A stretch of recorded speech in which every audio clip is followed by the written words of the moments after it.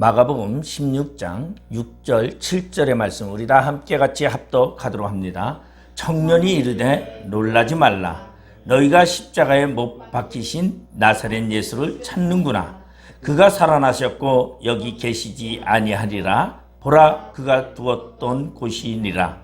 가서 그의 제자들과 베드로에게 이르기를 예수께서 너희보다 먼저 갈릴리로 가시나니 전에 너희에게 말씀하신 대로 너희가 거기서 배우리라 하라 하는지라.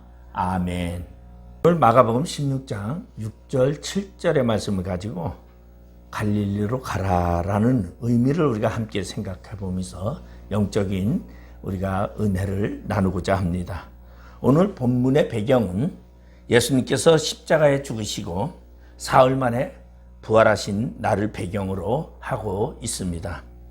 이때 세 명의 여인이 안식구 첫날 곧 예수님께 부활하신 그 날을 새벽에 한품을 가지고 예수님이 장사되신 무덤을 찾아오게 됩니다.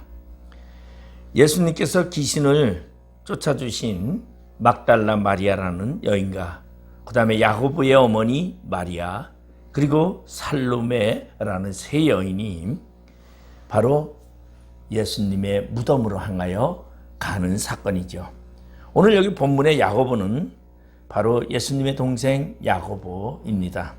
그러니까 예수님의 어머니, 그 다음에 살로메는 바로 예수님의 어머니의 동생인 야고보와 요한의 어머니, 제자인 야고보와 요한의 어머니. 아마 예수님으로 기준으로 하면은 어머니의 동생이 되니까 그러한 살로메가 있고, 그 다음에 이제 우리 막달라 마리아라는 여인은 우리가 잘 알고 있는 대로 이렇게 귀신 들려서 그래서 그랬던 여인을 예수님께서 쫓아내시고 예수님을 끝까지 쫓았던 이 세 명의 여인이 바로 향품을 가지고 예수님의 시신에 바르고자 그렇게 무덤을 향해서 오고 있었던 사건이지요. 우리나라에서는 장례를 치를 때에 시신의 냄새를 중화시키기 위해서 향을 피웁니다. 근데 이스라엘에서는 장례를 치르면서 시신에서 나는 그러한 냄새를 중화시키기 위해서 그 시신에 바로 향품을, 향기 나는 기름을 바르게 되는 이야기죠. 이 세 명의 여인은 예수님에 대한 그러한 그림, 그리고 예수님에 대한 애정을 가지고 그리고 헌신적인 신앙의 모습으로 지금 무덤을 향해서 오고 있는 것이 새벽 이른 시간이라 그렇게 말하고 있습니다.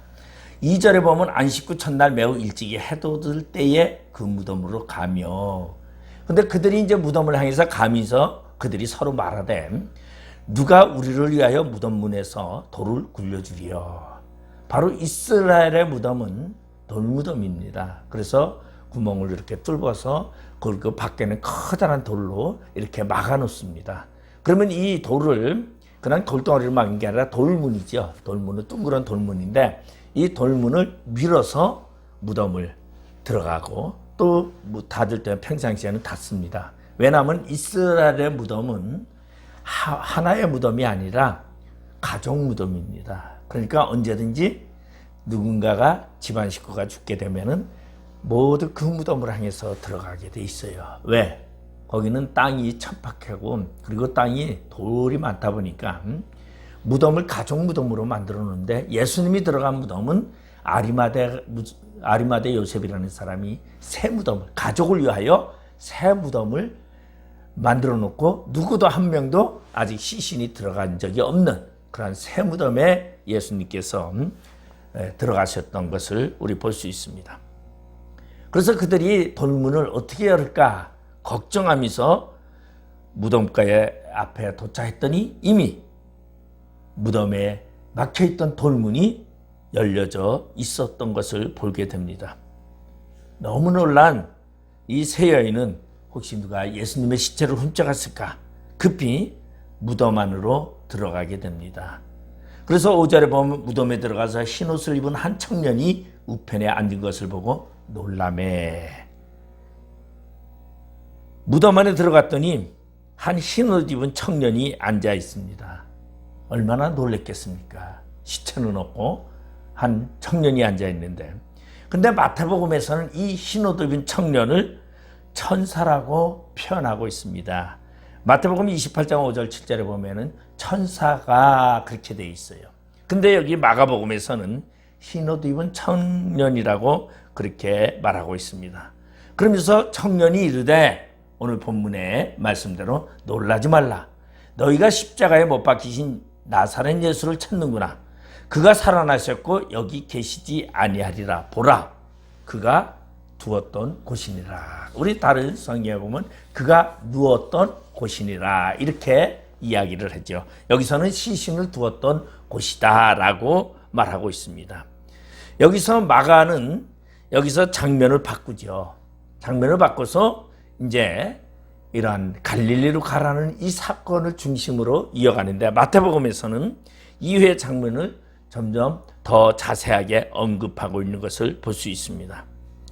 그리고 자신들이 보고 들은 사실을 제자들에게 알려주려고 급히 무덤을 나와서 달려가는 여인들에게 예수님께서 다시 나타나는 사건으로 나타나고 있습니다. 그래서 마태복음 28장 9절 10절에 보면 무덤에서 나온 여자들이 지금 제자들을 향해서 달려가고 있는데 예수님이 나타나고 계세요. 마태복음 28장 9절 10절에 보면 그 여자들이 무서움과 큰 기쁨으로 빨리 무덤을 떠나 제자들에게 알리려고 다름질할새 예수께서 그들을 만나 이르시되 평안하냐 하시거늘 여자들이 나아가 그 발을 붙잡고 경배하니 이에 예수께서 이르시되 무서워하지 말라. 가서 내 형제들에게 갈릴리로 가라 하라. 거기서 나를 보리라 하시니라. 이게 마태복음에 나와 있는 사건이죠.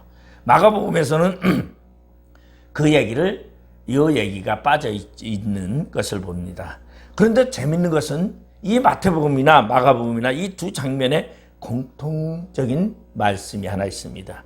그 말씀이 뭐냐면 갈릴리로 가라 하라. 거기서 나를 보리라 하는 이러한 말씀은 마태나 마가나 똑같이 말씀하고 있는데, 이 말씀은 이미 예수님께서 마지막 만찬을 마가의 다락방에서 마지막 만찬을 하면서 마치고 겟세마네 동산을 향하여 가시면서 제자들에게 한 말입니다. 마가복음 14장 28절에 보면 내가 살아난 후에 너희보다 먼저 갈릴리로 가리라. 그러니까 예수님이 죽기 전에 이미 갈릴리에서 제자들을 만나기로 했던 그러한 약속의 말이요 예수님의 말씀입니다. 그러면 이러한 말씀 속에 우리가 할 수 있는 질문은 뭐라고 하겠습니까? 왜 하필이면 갈릴리로 가라 했을까? 라는 얘기입니다. 자, 갈릴리라는 것은 가까이 있는 것이 아니죠. 지금 여기는 어디에? 예루살렘에서. 갈릴리까지 굉장히 멉니다. 근데 갈릴리로 가라. 그곳에서 내가 너희를 만날 것이다 라고 말하고 있습니다. 그럼 왜 예수님은 그런 말씀을 하셨을까요?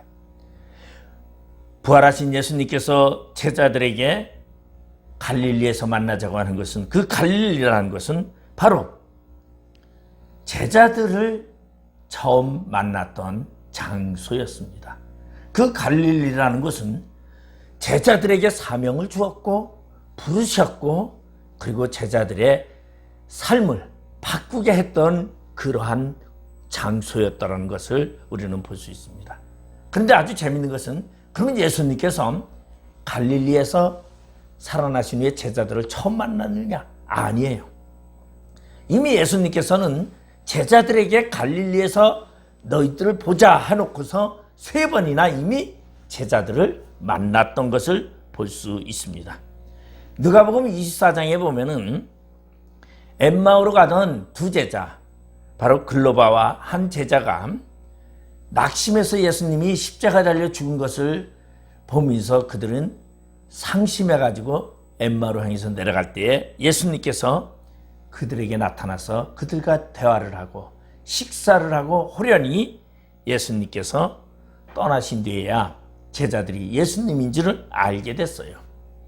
그런가 하면 또 예수님께서 언제 나타났냐면 그들이 두려워서 마가의 다락방에서 그들이 무서워가지고 문을 꼭꼭 걸어 잠그고 있는데 예수님께서 그곳에 문을 열고 들어온 것이 아니라 시공간을 초월해서 그곳에 들어와서 그들에게 향해서 평강이 있을지어다 하면서 축복하시고 숨을 내쉬면서 성령을 받아라. 요한복음 20장에 그렇게 표현하고 있습니다. 그런데 그때에 도마라는 사람이 그곳에 없었었죠. 그리고 도마라는 이 제자는 뭐라고 말하냐면 내가 창자국과 손의 못자국을 보지 않고서는 내가 믿을 수 없다라고 이야기를 합니다.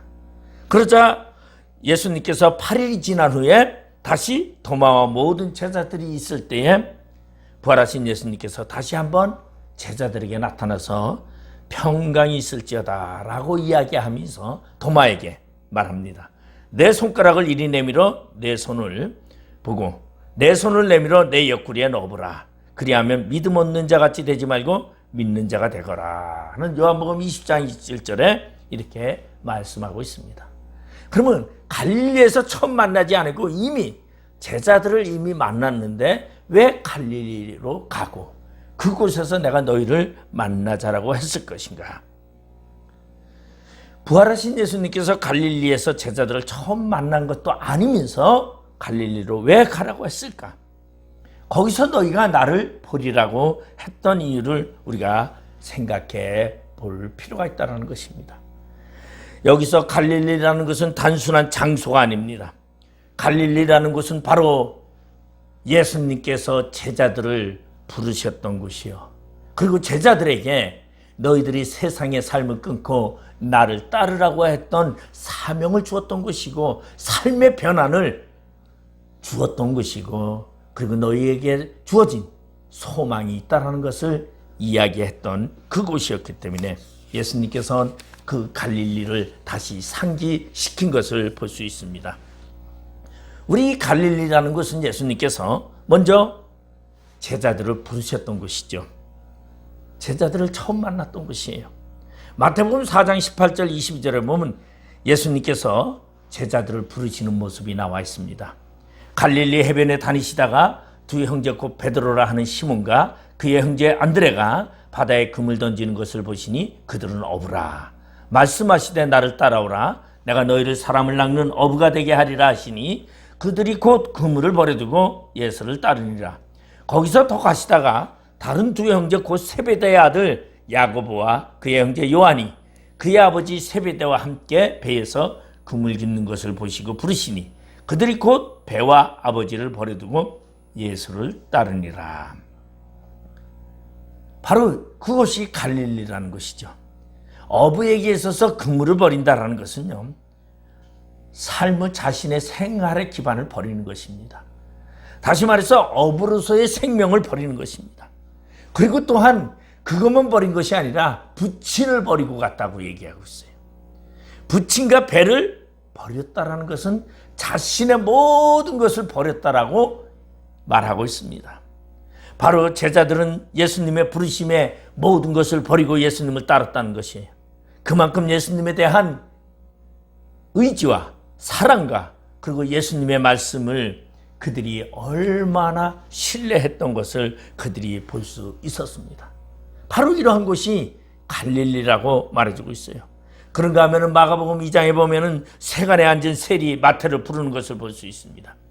예수님께서 세리 마태를 부르실 때에도 이 마태는 세간을 버리고 그 장소가 어디입니까? 가버나움이에요. 가버나움은 갈릴리에 있는 마을입니다. 그러니까 예수님께서 제자들을 부르시는 그 모든 조건이 거의 다가 어디에서 갈릴리를 중심으로 이루어진 것을 볼 수 있어요. 그리고 그들도 예수님의 부르심에 응답하여 모든 것을 버리고 예수님을 따르게 됩니다. 그것이 바로 갈릴리였고, 그리고 갈릴리는 예수님과 제자들에 있어서 첫사랑의 장소요, 그리고 부르심을 받은 소명의 장소요, 결코 잊을 수 없는 그러한 장소였습니다. 이러한 제자들의 모습을 생각하면서 커다란 기회를 우리는 기대를 할 수 있죠. 업으로서 배를 버리고, 그리고 심지어 부친까지 버리고, 그리고 예수님을 따랐던 그들이 믿음 안에서 그들이 예수를 향하여 쫓아다니며, 그리고 예수가 죽으니까 그들이 그 모든 것을 잊어버리고 망각하게 되었던 것입니다. 아주 예수님의 12 제자들이 아주 실망하는 모습이 나타날 수밖에 없어요. 근데 예수님께서는 그러한 제자들에게 다시 무엇을 주기 위해서 다시 새로운 사랑, 처음 사랑을 찾게 하고, 그리고 처음 그들에게 주어졌던 소명을 되새기게 하기 위해서 갈릴리로 오라고 합니다. 이 갈릴리라는 곳은 예수님의 제자들이 많은 체험을 했던 곳입니다. 마가복음 4장에 보면은 35절에서 41절에 보면은 제자들이 함께 예수님과 함께 갈릴리 바다를 배를 타고 건넙니다. 그때 큰 강풍이 불어쳐서 파도가 치니까 그물이 배로 들어오게 됩니다. 그때 제자들은 죽겠다고 아우성 칩니다. 근데 예수님은 고물에 누워서 고물에 베개를 베고 주무시고 계십니다. 제자들이 예수님을 깨우면서 말합니다. 선생님, 우리가 죽게 되었으니 우리를 돌보아 주십시오, 돌아봐 주십시오라고 외치게 되죠. 그때 예수님께서 바람과 바다에게 명령을 합니다. 잠잠하라, 고요하라. 그 말씀에 바람이 그치고 아주 물이 잔잔해지죠. 그때 제자들이 뭐라고 말합니까? 그러면서 이 제자들이 그 모습을 보고 놀랍니다. 그때 예수님은 제자들에게 믿음이 없는 자들아 라고 책망을 하고, 그리고 제자들은 그 모습을 바라보면서 심히 두려워하여 서로 말하되 저가 누기에 바람과 바다도 순종하는 거라고 말하고 있습니다. 다시 말해서 예수가 어떠한 분인지, 예수가 누구인지를 발견했던 곳도 갈릴리였습니다. 도대체 예수라는 그런 분은 어떠한 분인가? 바로 예수라는 분을 알게 됐던 곳, 이것이 체험적인 신앙을 알게 했던 그곳이 갈릴리였다는 것입니다. 그러한 이적을 보고 그들이 그러한 예수님의 기사를 바라보고도 그들이 예수님을 제대로 알지 못했더라고 말하고 있습니다. 그런가 하면 또한 이와 유사한 사건이 또 있죠. 마가복음 6장 45절에서 52절에 보면은 예수님께서 제자들에게 먼저 말합니다. 야, 너희들은 갈릴리 건너편으로 배를 타고 건너가라. 나는 산에 올라가서 기도 좀 하다가 내가 가겠노라. 그래서 제자들이 열심히 밤중에 배를 놓아서 갈릴리 건너편으로 갑니다. 근데 밤 사경쯤 갑자기 물 위에 한 예수님이 걸어오게 됩니다. 그때 제자들이 그것을 바라보면서 유령이다고 소리치면서 무서워합니다. 그때 예수님께서 그들에게 말하니 안심하라 내니 두려워 말라라고 말하고 있습니다. 마가복음은 여기서 그쳤지만은 마태복음에서는 14장에서는 여기에 더 이은 사건이 또 있습니다. 그때 베드로가 뭐라고 하면은 만약에 예수님이 그러던 나를 물 위에 걷게 하십시오. 그래서 베드로가 물 위로 뛰어내려서 걷는 사건이 나오죠. 그래서 베드로가 파도를 보고서 놀랄 때에 그가 물에 빠지게 될 때에 예수님께서 말합니다. 믿음이 적은 자여 왜 의심하였느냐. 이 이야기는 베드로에만 해당되는 것이 아니었습니다. 왜냐하면 마가복음 6장을 계속 읽어보면 마가복음 6장 51절 52절에 보면 배에 올라 저에게 가시니 바람이 그치는지라. 제자들이 마음이 심히 놀라니 이는 저희가 그 떡 떼시던 일을 깨닫지 못하고 도리어 그 마음이 둔하여졌습니다. 지금 이 사건이 어디에서 일어났냐면 떡 사건이 있었어요. 예수님께서 베세다 들녘에서 지금 떡을 가지고 수많은 무리들을 먹였어요. 그리고 그것을 누가? 제자들이 체험을 했어요.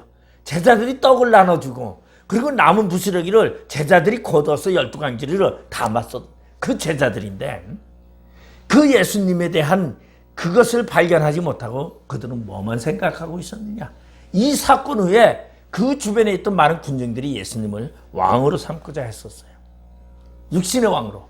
그러니까 제자들은 예수님의 그 영역을 발견한 것이 아니라 예수님의 왕이 되면은 우리도 출세하는구나라는 그 생각에 빠졌다라는 것이죠. 그래서 마음이 둔하여졌다라고 이야기를 합니다.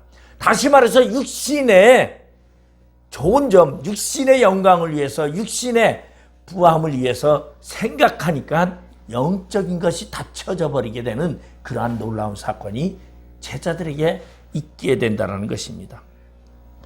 벳세다 들녘에서 예수님께서 보리떡 5개와 물고기 2마리로 5,000명을 먹이고 12바구니나 남긴 이 사건을 그들은 예수의 영적인 신성을 바라보는 것이 아니라 그들은 그저 육신적인 좋은 점만을 생각하고 육신적인 출세만을 생각했던 그들의 마음은 둔하여질 수밖에 없었습니다. 둔하여졌다라는 말은 유대인들은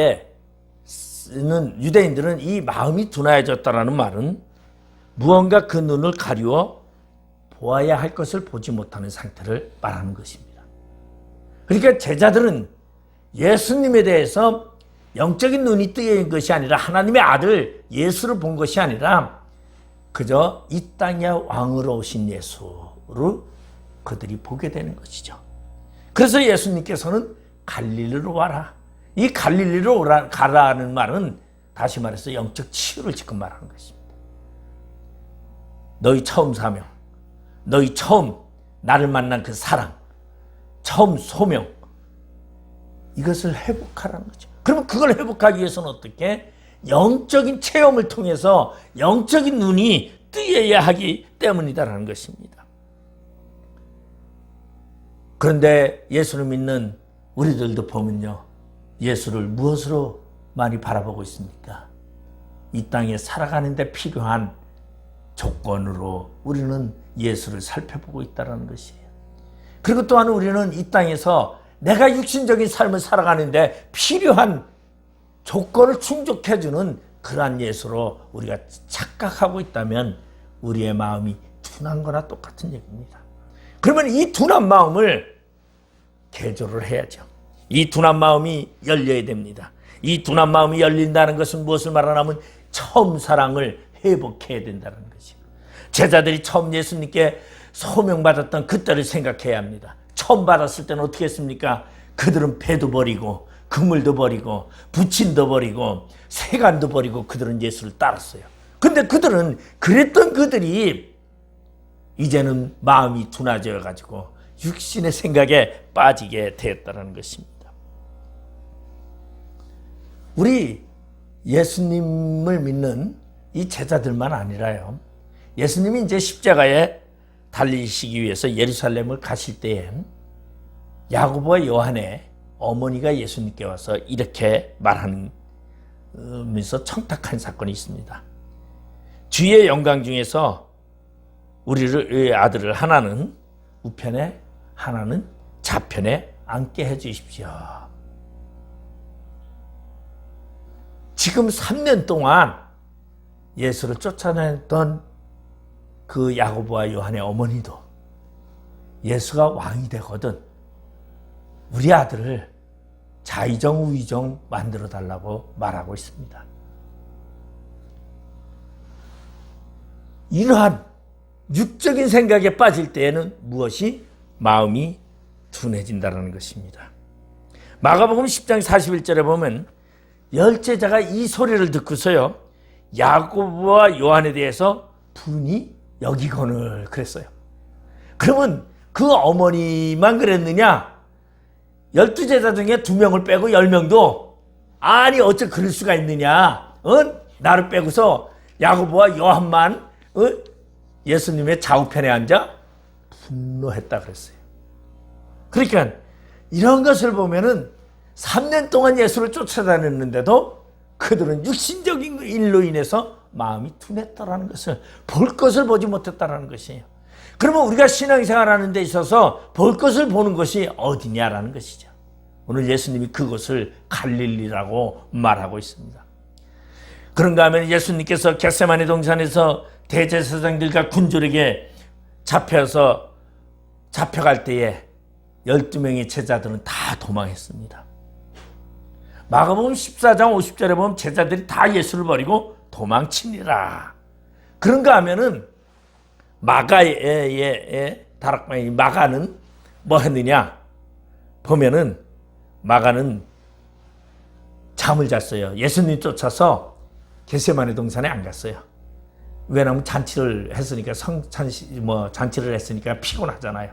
그러니까 나는 집도 정리해야 되고 그러니까 이제 집 정리를 하고 전부 다른 제자들은 겟세마네 동산에 갔는데 여기 제자는 안 가고서 이제 집에서 정리를 하고 피곤하니까 일찍 자는데 옷을 벗고 잤어요. 그런데 예수가 잡혔다는 소리를 듣고 혼리부를 둘러싸고서 예수를 찾으러 나왔는데 군병들이 예수를 잡아가는 것을 보고서 이 청년은요 어떻게 했다고 했어요? 혼리부를 벗어버리고 나체로다가 도망갔던 그런 것을 우리는 볼 수 있습니다. 그 중에 그래도 제일 난 사람이 누굽니까? 베드로죠. 베드로는요 그래도 예수님과 앞에서 저녁을 먹을 때는 뭐라고 말했냐면 내가 오늘 밤 닭이 3번 울기 전에 나를 3번 부인하리라. 예수님께서 베드로에게 그렇게 말해요. 그러니까 베드로는 그때 힘있게 예수님께 이런 말을 하죠. 내가 주와 함께 죽을지언정 주를 부인하지는 않겠나이다 라고 큰 소리칩니다. 그런데도 그런 말을 할 때 다른 제자들은 뭐라 그래요? 우리도 주와 함께 죽겠습니다. 어찌 주님 혼자 죽게 하겠습니까? 라고 큰 소리를 외쳤어요. 그런데 어떻게 됐어요? 예수님이 잡히시던 날 밤에 제자들은 전부 다 주행량하고 말았어요. 그 말대로 베드로는 3번이나 부인하게 되는 사건을 봅니다. 왜? 마음이 둔하여졌기 때문에. 다시 말해서 볼 것을 봐야 되는데 영안이 열리지 아니고 육적인 눈만 가지다 보니까 그렇게 됐다는 거죠. 바울로 마음이 둔해진 제자들은 두려울 수밖에 없었어요. 그래서 예수님은 그 제자들에게 이제 너희가 갈릴리로 가라. 거기서 나를 보리라. 이제 둔하여졌던 마음을 제하여버리고 영안이 열리게끔 하기 위한 하나님의 영적인 교훈을 위하여 갈릴리로 가라고 합니다. 그런데 제자들은 그 말을 믿었습니까? 아니요. 갈릴리로 가라고 했는데도 여인들이 와서 전했고 예수님이 이미 십자가에 달리기 전에도 내가 갈릴리로 너희보다 앞서 가리라고 얘기했는데도 그때 말을 다 잊어버리고 그리고서는 낙심하고 있었어요. 예수님이 나타났는데도요. 예수님을 봤는데도 부활하신 예수를 봤는데도 그들은 그 말을 믿지 않았어요. 낙심해가지고 이제 우리는 어떻게 살아야 될까? 베드로가 그때 뭐라고 그래요? 제자들 앞에서 이제 우리 인생은 다 끝났다. 우리가 예수를 쫓아다니면서 출세할 줄 알았는데 출세도 못하고 이제 다시 본연으로 돌아가자. 나는 물고기 잡으러 간다. 그러니까 나머지 제자들도 뭐라 그래? 너 뭔가냐? 나도 같이 가자 하고서 전부 다 물고기 잡으러 어디로 갔어요? 갈릴리로 갔어요. 다시 말해서 부름받기 전에 상황으로 돌아갔더라는 것입니다. 우리가 예수를 믿는다고 하면서요, 종종 우리는 예수의 기적을 볼 때는요, 그저 항울해가지고 이거 주님, 나도 주님만 의지합니다. 주님만 따릅니다. 내가 생명을 다해서 주를 섬기겠습니다. 그렇게 말하는데 어려움이 닥치고 힘듦이 닥치면 뭐라 그래요? 육적인 눈만 뜨여가지고 마음이 둔해져가지고 두려워하고 언제 내가 그랬느냐라고 생각하는 거지. 그러한 사건을 체험하고 그것을 예수의 교육을 통해서 얻어지는 곳, 그것이 바로 변화되는 곳이 바로 갈릴리였기 때문입니다. 그런가 하면은 이 갈릴리라는 곳은 첫사랑을 회복하는 곳이었습니다. 예수님이 내가 너를 사랑하노라, 내가 너에게 첫 소명을 주노라 하고 했던 곳이었습니다. 제자들이 이게 예수님께서 찾아와서 그 제자들이 그물을 깃고 고기 한 마리 잡지 못하고 그물을 깃고 있을 때, 갈릴리 바다에서 그물을 깃고 있을 때 예수님께서 그 제자들을 찾아와서 그물을 깊은 데 가서 던져라. 그런데 놀라운 것은 지금 베드로와 제자들이 지금 야 고기 잡으러 가자 하고 다시 갈릴리 와서 옛 자신들의 예수님 만나기 전에 그 사건으로 돌아가고 그 상황으로 돌아가서 그물을 던집니다. 그런데 고기가 잡힙니까? 고기가 또 안 잡혀요. 그때 예수님께서 그들을 찾아와서 소리를 지릅니다. 야 너희들 고기 좀 잡았느냐? 고기 좀 많이 잡았느냐? 아니요, 오늘따라 고기가 잡히지 않습니다. 그래? 그물을 배 오른편에 던져라. 그리하면 너희가 고기를 얻을 수 있을 것이다. 그 말씀에 따라서 그물을 오른편에 던졌더니 153마리의 고기가 잡혔다라고 합니다. 이 사건은 무엇을 연상하게 합니까? 예수님께서 갈릴리에서 제자들을 처음 부르실 때의 모습과 동일한 모습으로 보여주고 있는 사건을 봅니다. 베드로는 과거에 예수님이 부르기 전에는 밤새도록 고기를 잡으려 했지만 고기를 잡지 못했어요. 예수님께서 깊은 데 가서 그물을 던지라고 말하고 그 말에 의지했을 때 그물이 찢어지도록 잡았습니다. 그것을 다시 상기시켜 준 것입니다. 이 말은 다시 말해서 소명을 상기시켜 주는 것입니다. 너희의 사명이 무엇인가를 상기시켜 줍니다. 오늘날 많은 사람들은 어떤 사람들은 이렇게 말합니다. 오늘은 예수님께서 이렇게 말씀하시고 내일은 저렇게 말씀을, 우리 예수님은 절대 변하지 않는 분이십니다. 우리에게 주신 소명이, 절대 우리에게 주신 사명이 변하지 않는다는 것이에요. 나에게 주어진 그 사명은요, 내가 이 땅에서 주어진 하나님으로부터 부여받은 사명인 것이에요.